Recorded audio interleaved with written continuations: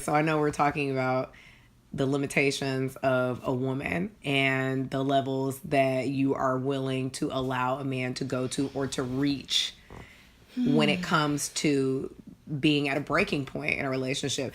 And this is one of my biggest pet peeves, is when women say we're resilient.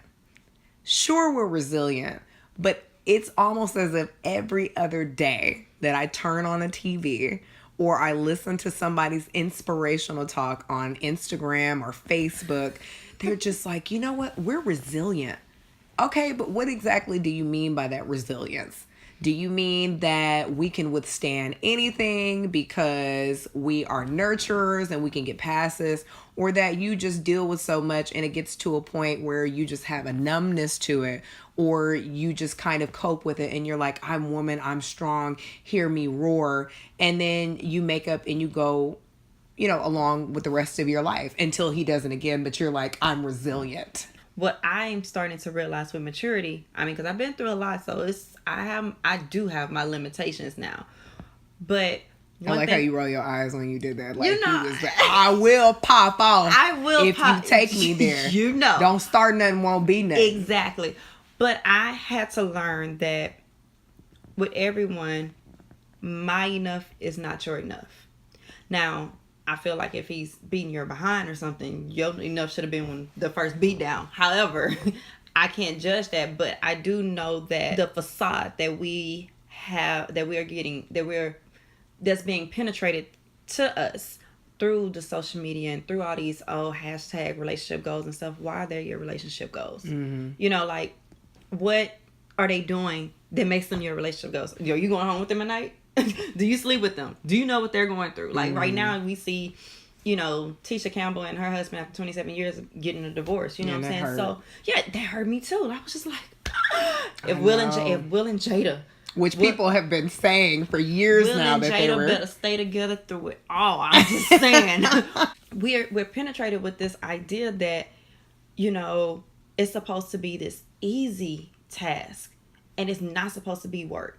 You're not supposed to endure something. And we know that with anything that we do, whether it's our business or, life, me being a mother, you're going to have to endure something. So as a woman, we need to set our limitations of what we're willing to endure, because we know that we may not always meet that person where we are completely at the same level, but we still have that connection.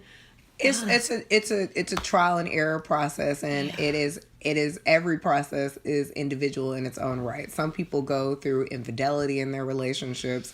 Some people go through, like what you said, physical pain, whether it's the woman that is putting her hands, or he's putting his paws on her. Put the paws on him. And there's always obviously levels to different things. You have levels to different personalities, whether it's men or female. A lot of things is based off of your upbringing. Mm-hmm. I think a lot of times as women, where we go wrong, which of course we like to have girl talk because you need someone to vent with, but sometimes you let people in a little bit too much to where they are trying to start to dictate, no, this is what you need to do. Yes. This is what you should do. You should not allow that. This is how you should respond. This is what you need to say. I ain't gonna be your friend no more if you go back to him after this. And see, that's why I honestly learned not to do this a lot, because you plant those seeds in people's minds. So then when we decide we gonna stay or we gonna give them another chance, they looking at them sideways, and you're like, I just want y'all to like him. Because I had one relationship where I sat my whole family down and I say, look here, this is my man, y'all gonna respect my man, and but again, they wouldn't have felt those type of ways if I wasn't coming to them crying, if I wasn't doing this and letting them know I had the problem with letting people know every single detail of my relationship. Well, and there's also two different types of doing wrong in relationships. Mm-hmm. Sometimes you don't meet eye to eye on certain things based off of the way that you were raised. Maybe you grew up in Third Ward, you grew up in South Park, and what's the person that it is. No, it's nothing wrong with it, but I'm saying, I was born now, but I wasn't raised. She put a look. That's how you know it's for real. But in somebody, but just the coming together of two different worlds. where, you know, I was in a relationship with somebody who came from that world, and, you know, I grew up in a solid 2-parent home. Girl, you talk brothers and sisters, suburbs.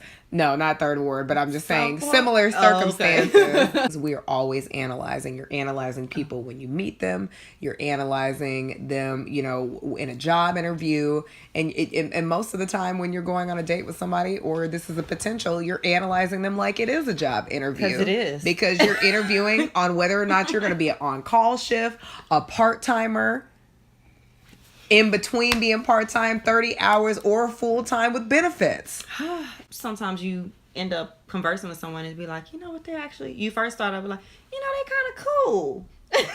And then it started like progressing like, I don't know, I'm kind of liking them. Well, at least you met somebody that actually opened their mouth up and had an opinion. Click. That was the last lie you're going to be allowed to tell me in my eyes. Click. Go and call your side chick, let her know there's a new vacant position. Click. No need to remind yourself to hit my line and give me some time. Here's your free pass. You no longer have to listen to me bitch and whine. Click. How vain of you to think that my DMs aren't flooded on a daily, and every time I step out, I'm not bombarded with many dudes ready to take your place. Click. Oh, you fumbled on this play and gave me too much time to finally reach my click. And remember just who the hell I am. I'm Pace. Click. Click. Click. Click. Click. Boom, I'm on like a light switch. Haters won't feel me, but you will never be a white chick. I wanted flowers, let me exercise my powers.